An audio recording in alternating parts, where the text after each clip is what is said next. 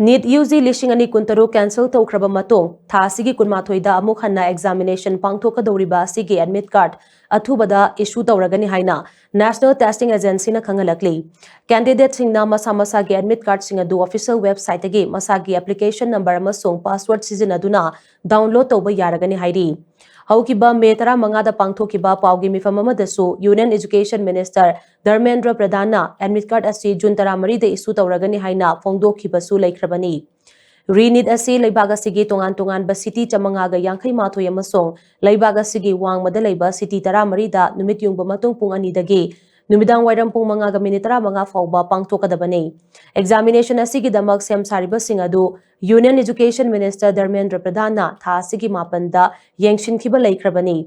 numit aduda mahagna candidate singda lairik laishu pabada mai onsinaba appeal tawkhibaga loinana question paper singadu examination center sing phauba leak oihandana yauhannaba ahenba checksin thorang lokhali haina su phongdokhibani